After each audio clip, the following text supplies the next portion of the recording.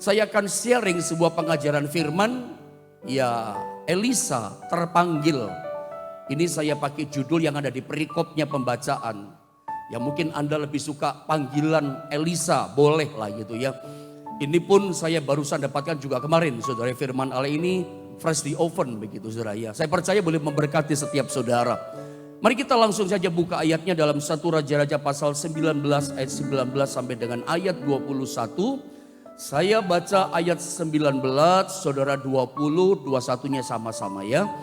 1 Raja-Raja 19 ayat 19 begini kata firman Allah. Judul perikopnya ini yang saya pakai judul firman, Elisa terpanggil. Setelah Elia pergi dari sana, ya, ia bertemu dengan Elisa bin Safat yang sedang membajak, ini menarik ya, dengan 12 pasang lembu. Nggak umum membajak 12 pasang lembu. Ya. Sedang ia sendiri mengemudikan yang ke-12. Ketika Elia lalu dari dekatnya, ia melemparkan jubahnya kepadanya. Teruskan 20. Lalu Elisa meninggalkan lembu itu dan berlari mengikuti Elia. Katanya, biarkanlah aku mencium ayahku dan ibuku dahulu, lalu aku akan mengikuti engkau. Jawabnya kepadanya, baiklah, pulang dahulu dan ingatlah apa yang telah kuperbuat kepadamu. Ayat 20 sama-sama kita membaca 1, 2, dan 3. Lalu terbaliklah ia daripada Elia. Ia mengambil pasangan lembu itu, menyembelihnya dan memasak dagingnya dengan bajak lembu itu sebagai kayu api. Ia memberikan daging itu kepada orang-orangnya, kemudian makanlah mereka. Sesudah ia bersiaplah ia, lalu mengikuti Elia dan menjadi pelayannya. Saudara, perhatikan dalam kisah ini, ketika kita membaca kisah ini, ya ketika saya pelajari kisah ini, Tuhan ingatkan saya, seperti Tuhan bukakan pengertian yang baru. Padahal ya sering dibaca, Anda pun pasti sering membaca dan sering mendengar ini. Tapi justru ketika saya baca ini Tuhan ingatkan sesuatu yang baru, yang kayaknya terlewat begitu ya. Bahwa Elia itu ternyata punya satu bujang yang lain selain Elisa yang kita baca. Seringkali kita pikirannya Elia, Elisa bujangnya. Dari pembacaan ini seperti Tuhan bukakan atau ingatkan. Dan jujur saudara ya, ketika kemarin siang sepanjang hari saya renungkan ini saya terharu loh. Terharunya gini, wih berat ya bayar harganya yang namanya Elisa. Sampai rasanya bagaimana ya, hati ini luluh gitu rasanya baca ini. Wah jadi hamba Tuhan, lepaskan segalanya kayak Elisa gak gampang. Nanti saya coba terangkan sama saudara tentang yang namanya Elisa ini. Bayar harganya top banget dia. Bayar harganya luar biasa untuk dia tinggalkan segalanya. Mengabdi jadi hamba Tuhan, melayani Tuhan. Ikut melayani bersama dengan Elia, jadi bujangnya Elia. Nah, yang saya mau terangkan pada bagian pertama, ternyata kisah yang barusan kita baca, 1 Raja-Raja pasal 19, ayat 19 dan seterusnya, itu mengajar kita, ingatkan saya, ingatkan saudara bahwa begini, ternyata Elia itu punya bujang yang lain. Sebelum Elisa, Elia itu sebetulnya sudah mempersiapkan seorang bujang yang lain kalau Anda tahu. Karena begini saudara ya, nabi-nabi di zaman itu, di masa itu saudara ya, mereka tuh mempersiapkan gitu ya penerusnya. Nanti yang menggantikan dia siapa, udah disiapkan generasi penerusnya. Sudah ditetapkan, sudah di training. Dan biasanya ya penerus daripada nabi sebelumnya itu bukan orang kaleng-kaleng, bukan orang biasa-biasa. Minimal pengurapannya, ya kapasitasnya itu hampir sama dengan nabi yang mau digantikan. Atau jangan-jangan pengurapannya 2 kali lipat, bisa begitu. Tapi saya ingin ulang, semua nabi-nabi pada masa perjanjian lama ingat saudara ya. Ada Musa, ada Yosua, ada Elia, ada Elisa. Ada nabi-nabi yang lain pengganti seperti itu. Artinya dari pola ini kita tahu bahwa nabi-nabi di zaman itu mempersiapkan generasi penerusnya. Ini tongkat estafet berikutnya, siapa yang gantikan aku? Semua begitu. Dan saya ulang, dan rata-rata yang namanya pengganti nabi tongkat estafet berikutnya itu bukan orang abal-abal, bukan orang yang biasa-biasa. Orang yang terpilih pasti orang luar biasa. Urapannya, kemampuannya minimal hampir sama. Bahkan bisa jadi pengganti nabi sebelumnya bisa double porsi. Dia 2 kali lipat pengurapannya. Saya ingin ingatkan pertama bahwa ternyata Elia itu sudah menyiapkan bujang sebelumnya. Pilihan yang pertama bukan Elisa, tapi kemudian beralih yang dipilih Tuhan. Tuhan gak berkenan rupanya. Saya nggak tahu kenapa nggak berkenan pada bujang yang pertama. Ini kan jarang dibahas. Ini jarang dibicarakan khotbah di gereja kalau Anda tahu. Saya pun nggak pernah ngomongin ini sama jemaat yang saya gembalakan. Ya baru kali ini dalam ibadah online mengajar saudara kepada jemaat Tuhan dan jemaat yang lain. Ini saya baru ajarkan. Ternyata bujang yang pertama nggak dipilih sama Tuhan. Kayaknya ada hal yang nggak berkenan. Attitude seperti apa, sikap tindakan seperti apa, sehingga Tuhan gak berkenan, Tuhan tidak memilih gitu loh. Bujang yang pertama, coba kita lihat dulu ayat ini saudara ya. 1 Raja-Raja pasal 18, bujang yang pertama ini pendeta namanya siapa? Saya gak tahu, sebab nama bujang yang pertama tidak dituliskan namanya. Tapi perbuatannya ditulis, supaya Anda ingat kembali, saya bacakan nih ayatnya sama saudara, bahwa bujang yang kedua yang kemudian dipilih namanya Elisa. Tapi sebelumnya Elia sudah mempersiapkan bujang yang pertama untuk jadi pengganti dia sebagai nabi. Siapa namanya kita lihat gak ada, tapi ini orangnya. 1 Raja-Raja 18 ayat 43 sampai 44. Saya baca saudara ya. Setelah itu ia berkata kepada bujangnya, ini dia orangnya. Naiklah ke atas, lihatlah ke arah laut. Ini bukan Elisa loh, bukan Elisa, saya ulang, bukan Elisa ini. Bujang itu naik ke atas, ia melihat dan berkata, tidak ada apa-apa. Kata Elia, pergilah sekali lagi, demikianlah sampai 7 kali. Ayo sama-sama kita baca ayat 44, 2 dan 3. Pada ketujuh kalinya berkatalah bujang itu, wah awan kecil sebesar telapak tangan timbul dari laut. Lalu kata Elia, pergilah, katakanlah kepada Ahab, pasang keretamu dan turunlah, jangan sampai engkau terhalang oleh hujan. Jelas clear bagian ini. Nanti saya coba terangkan dari sisi bujang ini.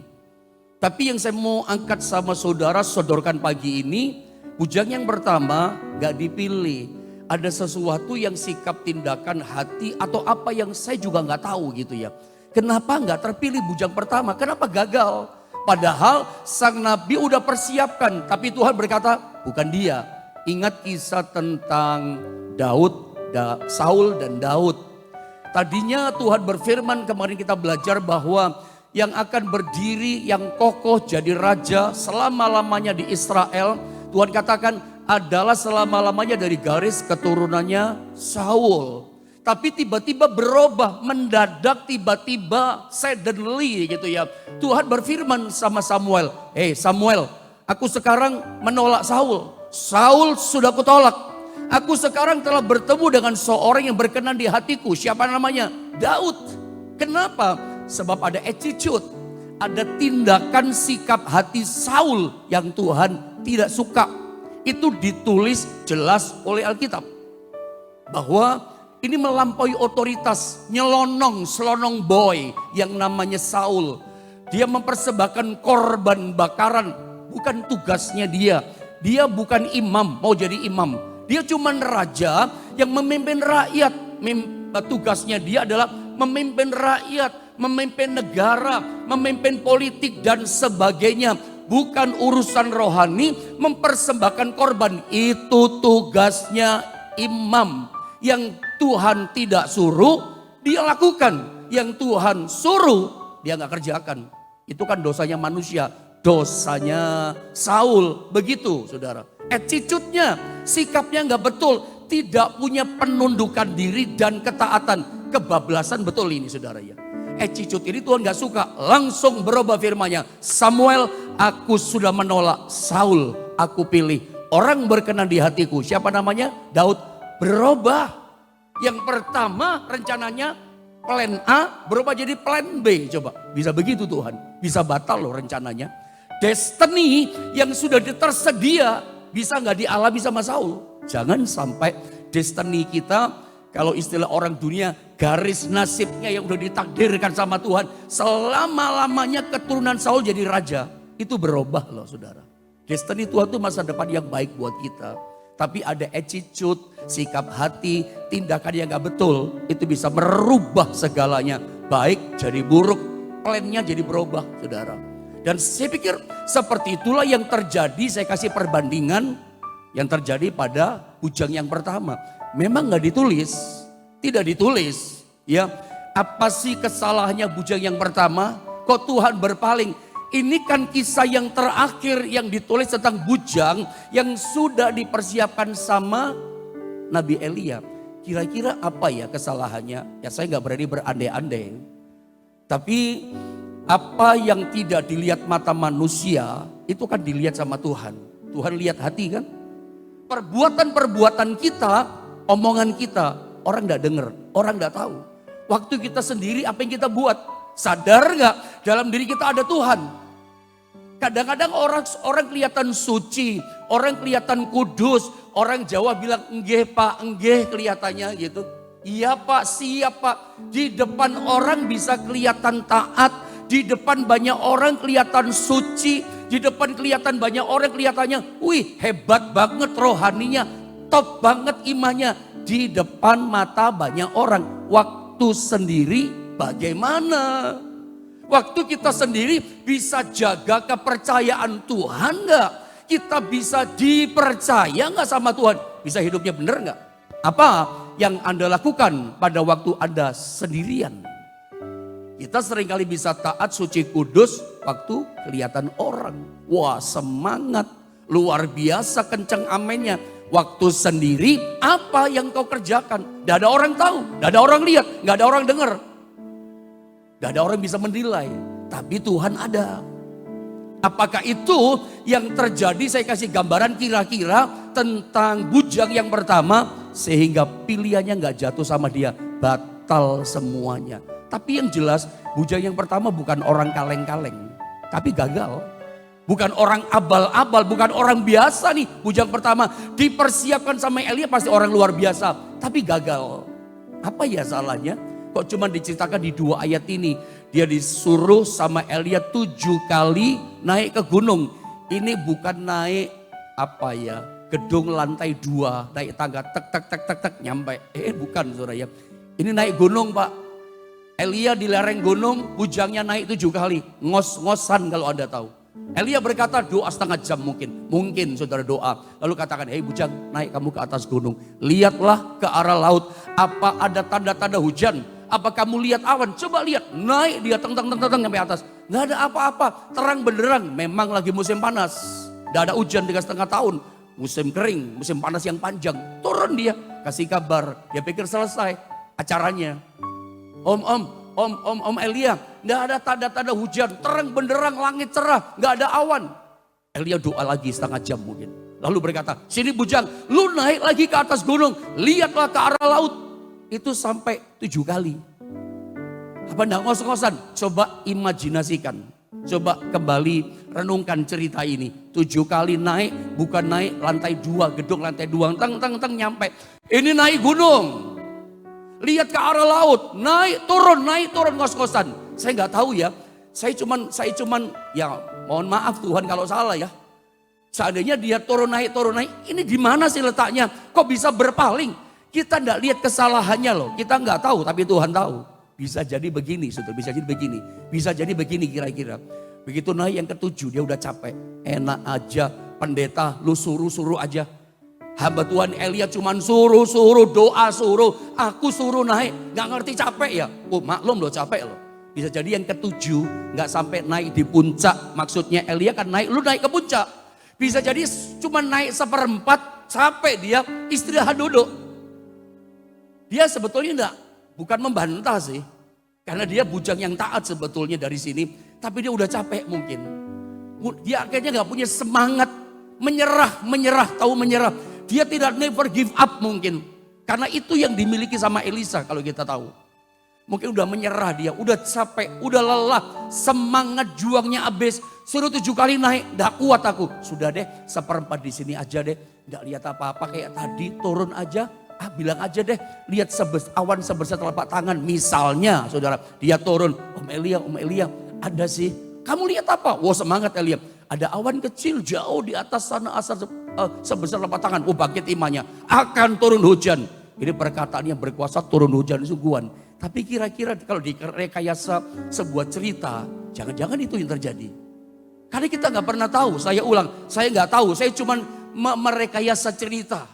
Karena kenapa ditolak nggak ditulis loh? Ini orang taat. Apa sih sebabnya? Saya yakin ada sikap yang Tuhan nggak suka.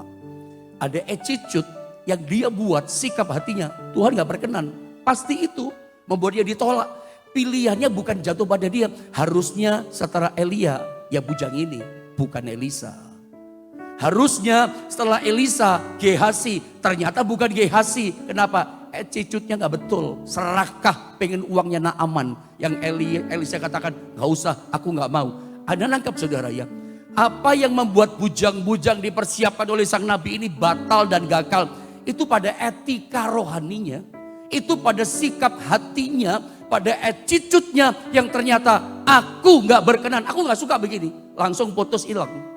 Gawat juga Tuhan saudara ya. Udah dipersiapkan puluhan tahun gak jadi juga. Itu kan masalah kami hamba Tuhan. Mau jadi apa enggak ini yang menentukan. Bukan kemampuan, kemauan. Tuhan pakai bukan orang yang mampu, Tuhan pakai orang yang mau. Pinternya hebat, nilai di sekolah. Saya juga punya banyak teman sekolah kita pintar-pintar di atas saya kok. Banyak teman sekolah kita cerdas, konkordans berjalan, ayat apal di luar kepala. Jadi gembala? Enggak. Kenapa pinter gak dipakai? Yang Tuhan pakai bukan orang yang mampu loh. Banyak orang mampu dipakai Tuhan. Tapi dia mau kan. Yang dipakai Tuhan yang mau kok. Dia menyerah mungkin bisa jadi. Kita gak tahu saudara ya. Tapi kalau dilihat perbandingan Elisa harusnya Gehazi. Enggak juga Gehazi. Kenapa? Sikap. Tuhan gak berkenan. Begitu juga pada yang lain-lain saudara ya. Termasuk Saul dan sebagainya. Itu ada masalah di sini. Nah, yang tidak dimiliki kayak sama bujang ini, itu ada pada Elisa. Saya tulis di sini begini. Ada satu sifat yang dimiliki oleh Elisa, ya, yang tidak dimiliki bujang Elia yang pertama. Saya cuma kasih perbandingan membantu saudara. Itu yang saya dapat dari Tuhan. Itu yang Tuhan singkapkan kepada saya. Kayaknya ada yang salah di bujang, pasti ada yang salah. Makanya plannya berubah jadi B. Destininya berubah. Apa sih yang kelebihan daripada Elisa, bujang yang kedua? Dia punya dalam istilah yang disebut dengan istilah persistence. Itu istilah bahasa Inggris ya, persisten. Apakah persisten itu mirip ya dengan never give up kayaknya. Persisten itu gini loh, gigih. Elisa itu orang yang gigih, orang yang ulet. Elisa itu orang yang never give up, pantang menyerah. Itu sikap hati yang dipunyai sama Elisa. Ini rupanya gak dipunyai sama bujang yang pertama. Menyerah mungkin di langkah yang ke-7 tadi. Mungkin kira-kira begitu. Saya kasih gambaran saja. Kegagalannya kayaknya sebab kelebihannya Elisa yang membuat dia dipilih sama Tuhan. Dia punya namanya persistence. Orang yang gigih, orang yang ulet. Elisa itu orang yang punya ketekunan. Hatinya tekun, jiwanya tekun. Orangnya pantang menyerah, gak mau menyerah. Orang ngomong apapun, sekali Tuhan, untuk Tuhan, mengabdi untuk Tuhan. Padahal gak gampang. Kenapa saya berkata ini orang yang tekun? Kenapa dia orang yang ulet dan gigih dengan pendiriannya, gak berubah. Aku mau ikut engkau Elia, aku mengabdi kepada Tuhan, lebih dulu mengabdi sama kamu. Engkau jadi mentorku, ikut sama Elia. Ada tahu siapa Elia? Elia itu seorang hamba Tuhan yang maaf kata ya, ngomongnya bagaimana saudara ya? Bukan orang yang berkelebihan loh Elia. Anda tahu cerita Elia kan? Sebelumnya dalam pasal sebelumnya, Elia itu nggak tahu saya berapa tahun dipelihara sama janda yang miskin. Anda nangkep tidak? Dia bukan nabi yang banyak duit. Wah, saya mau jadi pengerjanya hamba Tuhan ini. Soalnya sugih, duitnya banyak, saya senang. Elia nggak begitu. Elia nggak begitu, saudara ya. Elia itu seorang hamba Tuhan, pendeta yang dipelihara sama janda miskin. Berarti apa dong? Nggak punya apa-apa. Kok Elisa mau ikut ya? Itu kan never give up. Saya tunjukkan deh ayatnya yang pembacaan tadi. Ini orang beda sama bujang yang pertama.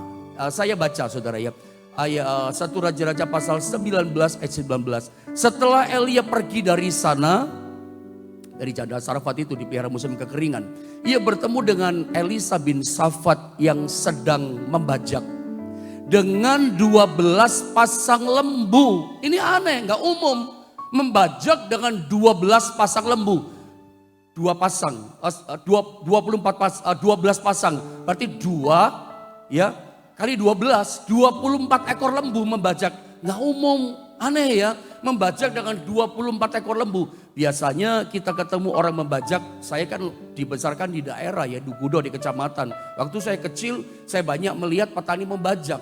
Anda di kota saudara, di daerah saudara, di Indonesia umum lah. Kita suka melihat petani membajak. Umumnya petani membajak dengan 1 pasang lembu, 2 ekor lembu. Ya, karapan sapi saja di Madura 2 ekor lembu. Saya nggak tahu kalau ada berapa ekor lembu lagi. Karapan sapi sih 2 ekor lembu. Membajak rata-rata 2 ekor lembu. Kalau sampai 6, 12 ini karnaval namanya. Tapi Elisa rupanya kebiasaan di sana membajak dengan 12 pasang lembu. 24 ekor lembu membajak. Dan Elisa membajak. Ini pekerja keras. Terus dikatakan begini, sedang ia sendiri mengemudikan ke-12, ketika Elia lalu dari dekatnya dan seterusnya, saya baca 20.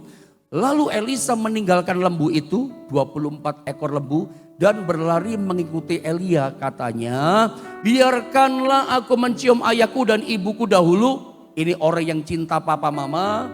Elisa orang yang cinta sama orang tuanya. Sebelum menghambakan diri ikut Tuhan, dia pamitan cium dulu papa mamanya.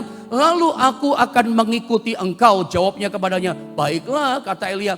Pulang dahulu kamu dan ingatlah apa yang telah kuperbuat kepadamu. Sama-sama kita baca ayat 21. Lihat ayat 21 dengan baik. 2, 3. Lalu berbaliklah ia daripada Elia.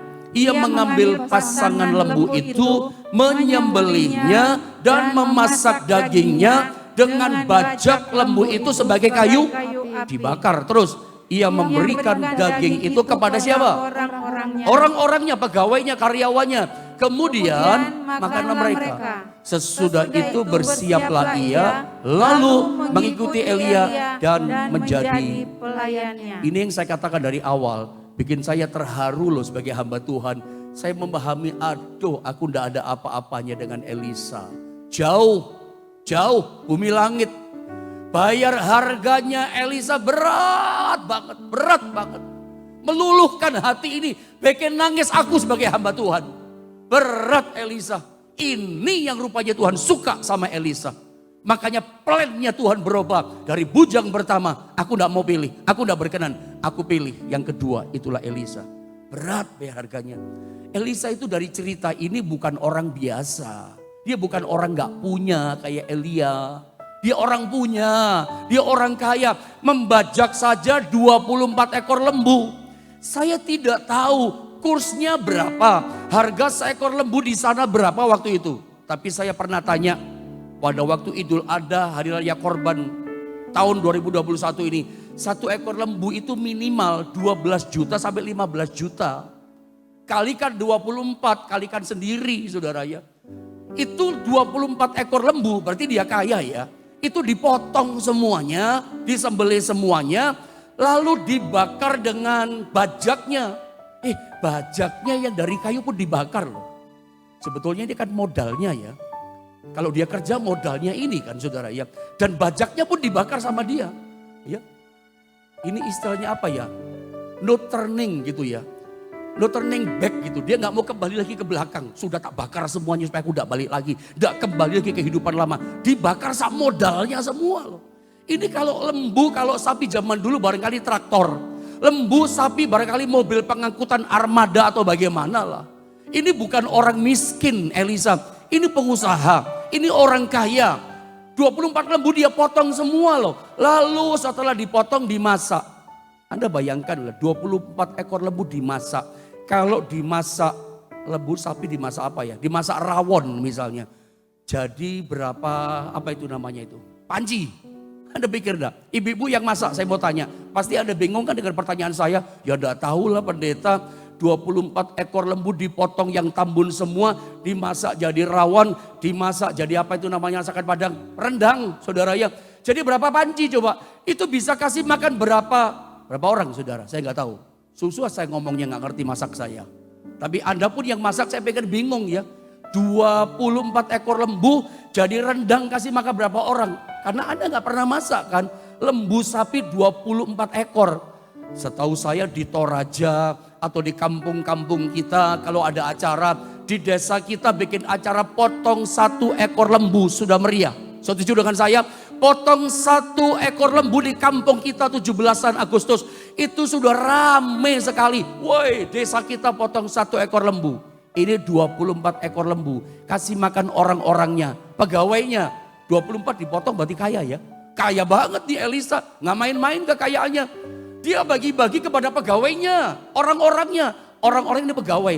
Anda tahu, 1 ekor lembu bisa kasih makan sekampung. 24 ekor lembu berapa ribu orang? Pegawainya ribuan dong. Oh iya, kasih makan ke orang-orangnya 24 ekor lembu. Itu berapa ratus, saya nggak ngerti, berapa ribu orang tuh. Kaya tidak Elisa? Kaya. Tapi saya yakin pegawainya ketika dia mau modalnya semuanya dia gituin. Dan dia mau ikut sama hamba Allah namanya Elia. Pasti pegawainya, pasti orang-orang yang begini. Pak Elisa tunggu dulu. Kok Bapak kasih semuanya begini mau ikut hamba Tuhan itu? Bapak mesti cek itu pendeta siapa. Elia itu siapa? Istilah orang jauh punya bahasa. Bapak mesti lihat dulu. Apa istilahnya itu? Bebet, bobotnya. Bapak mesti lihat dulu siapa dia. Punya corporation gak? Apalah istilahnya. Profil korporasinya bagaimana? Bapak kan pengusaha, nanti Bapak kalau ikut dia, karena ingat loh, dia cuma dipelihara janda yang miskin, makannya dari janda miskin. Dia gak punya apa-apa. Nanti Bapak Elisa hidupnya bagaimana? Nanti makan apa? Nanti masa depannya bagaimana? Tunggu dulu Pak, jangan cepat-cepat putuskan ikut sama dia. Pegawainya bisa ngomong begitu loh. Waduh, meracuni segala macam. Tapi ini orang yang persisten. Ini orang-orang yang hatinya kuat. Ini orang yang gigih. Dia bayar harga luar biasa. Bikin luluh hati ini. Dan Tuhan pun luluh sama dia. Aku suka dengan orang ini.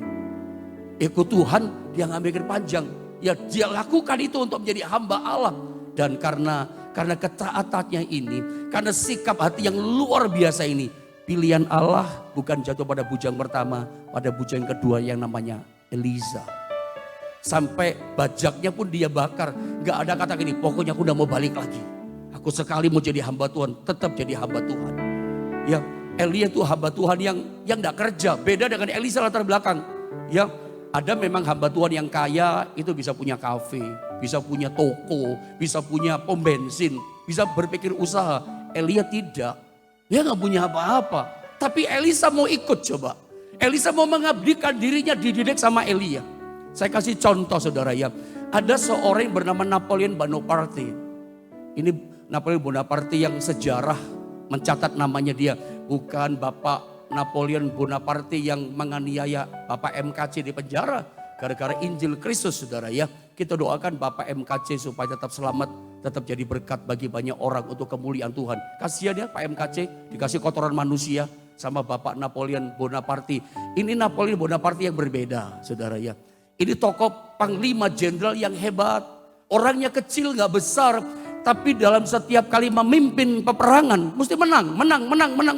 Jarang, hampir saya gak pernah baca kalah dia dalam peperangan. Dia menang peperangan bukan karena sebuah strategi perang yang hebat, cemerlang, yang brilian. Enggak. Memang dia punya jurus peperangan yang bikin dia menang. Apa jurusnya?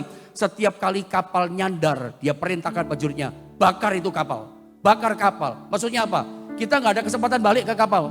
Pokoknya kita perang sekarang. Menang atau kalah, hidup atau mati. Gak ada kata no turning back. Kembali lagi gak ada. Itu ternyata kemenangan jurusnya Bapak Napoleon Bonaparte dalam peperangan si jenderal ini. Itu cara daripada Elisa supaya dia nggak noleh ke belakang kayak istrinya Lot, sampai bajaknya pun dia bakar, pakai kayu bakar untuk masak rendang tadi, saudara, daging sapi 24 ekor tadi. Nggak tahu masak apa, cuma saya yang ngomong, saudara. Tapi dia tinggalkan semua dan ikut yang namanya hamba Allah yang bernama Elia. Ini seperti kisah. Jadi yang saya mau tonjolkan sama saudara begini, kenapa ya kok sampainya Elisa dipilih? Orang ini punya hati yang seperti itu sikapnya. Pokoknya aku mau ikut Tuhan. Ketaatannya luar biasa. Iman percayanya bulat. Pokoknya mau aku sungguh-sungguh sama Tuhan. Ini persis seperti dengan Ishak yang dalam beberapa, kayaknya 3 hari berturut-turut saya munculkan ayat ini sama saudara. Saya baca ya. Kejadian 26 ayat 12 sampai 13. Maka menaburlah Ishak di tanah itu dan dalam tahun itu juga ia mendapat hasil 100 kali lipat. Bilang sama-sama saya 100 kali lipat. Tolong dikoreksi kalau saya salah, matematika saya kurang bagus. 100 kali lipat itu berapa persen? 1000% atau 10.000%? Tadi bagi saya sempat hitung, 10.000%. Coba cari di area bisnis di dunia ini, orang kerja untungnya 10.000%, untungnya 100 kali lipat. Bukan cuma 100 kali loh, untungnya 100 kali lipat dikalikan lagi. 10.000% untung. Dunia kerja sekarang Anda berusaha, untung 25% sudah ciami. Untung 50% sudah bagus. Anda untung 100 kali lipat. 100% itu sudah luar biasa. Ini 10.000% untungnya. Ini luar biasa. Di masa sukar. Kenapa mengalami seperti itu? Sebab dia diberkati sama Tuhan. Kita kejar. Kenapa Ishak diberkati sama Tuhan? Sampai dia menjadi orang seperti ini. Dan orang itu menjadi kaya, maka bahkan kian lama kian kaya terus sehingga ia menjadi sangat kaya loh. Ini Kejadian 26 ayat 13, ini kan ayat yang paling disukai banyak orang Kristen kan. Oh seneng, kalau Anda tanya sama saya, memangnya Pak Yohanes gak seneng dengan Kejadian 26 ayat 13? Oh sangat seneng. Kalau Anda ganti kata orang itu dengan nama saudara, wah seneng loh saudara. Saya kasih contoh ya. Coba Anda ganti dengan nama saudara. Saya kasih contoh. Dan Yohanes itu menjadi kaya. Gak seneng saudara. Bahkan kian lama kian kaya. Sehingga ia menjadi sangat kaya. Menyenangkan kan? Saya ganti begini. Dan Siska itu nama istri saya. Dan Siska itu menjadi kaya. Keren kan saudara ya? Bahkan kian lama kian kaya. Sehingga ia menjadi sangat kaya. Coba ganti nama saudara. Ya, menyenangkan kan ayat ini. Tapi tahukah Anda kenapa orang yang bernama Ishak itu menjadi sangat kaya? Memang dia diberkati Tuhan. Tapi sebelum diberkati Tuhan kan ada kasusnya kan. Ada tindakan imannya kan. Saya pikir Ishak ini juga pasti punya kelebihan seperti Elisa. Persistennya pasti punya. Pantang menyerah. Never give up. Nabur pertama. Karena untungnya enggak umum 10.000%. Itu bagaimana coba caranya? Di tanah yang mati. Di tanah kekeringan. Kayaknya bulan Januari. Ini menaburnya apa? Pasti bukan buah durian. Naburnya pasti bukan tomat, lombok dan kawan-kawannya. Naburnya mungkin kemungkinan besar adalah gandum. Karena musim kering, naburnya pastikan gandum begitu. Kira-kira gandum naburnya. Anda tahu gandum itu menuainya berapa bulan? Bukan setahun loh ya saudara. Gandum menuai 2 bulan. Anda mesti tahu itu. Saya ulang ya. Gandum ditabur menuai 2 bulan. Tabur Januari. Kok enggak cokul-cokul? Cokul bertunas gitu ya. Dilihat kok kering ya benihnya. Nabur lagi dia. Orang lain sudah mikir gini stres, Pak Ishak stres. Musim kering kok nabur, semua mati kok dia nabur. Dilihat jangan sampai 2 bulan kok kering, dia nabur lagi bulan Februari. Kan Alkitab katakan dalam tahun itu juga. Jadi dalam setahun dia diberkati. Februari nabur gak tumbuh. Maret gak tumbuh juga, dia nabur terus. Kok kering ya? Nggak langsung tumbuh saya yakin. Karena tahun itu juga dia 10.000% keuntungannya. Kayaknya mungkin begitu bulan Desember gitu ya, kurang 10 hari misalnya, pas setahun gitu ya, kurang 10 hari setahun, ketika dia nabur, kok nggak tumbuh, tiba-tiba lihat, teng mujizat terjadi, wah tumbuh semua, yang dia tabur nggak tumbuh tadinya, wah sekarang tumbuh, akhirnya dia mengalami mujizat yang luar biasa. Tapi saya percaya dia diberkati Tuhan itu iya, tapi dia pasti punya mentalitas, sikap hati yang teguh, yang gigih, yang pantang menyerah, yang sekali percaya, tetap percaya.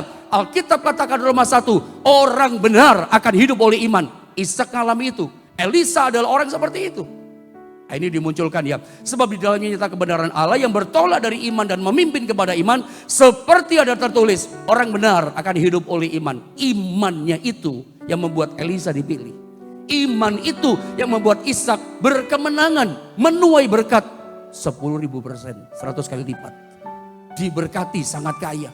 Tapi itu nggak sekedar diberkati, banyak orang di sini diberkati nggak ngalami berkat kok. Sikap mentalitasnya, menabur belum menuai, nanam belum menuai, tetap beriman, tetap percaya. Oh Tuhan katanya diberkati, sudah tinggal di Gerar. Saudara, dia pindah kerjaan loh. Itu sebuah apa ya? Pertaruhan. Dia ini kan gembala, warisan dari bapaknya Abraham, kambing domba. Kenapa gak jadi peternak? Gak bisa.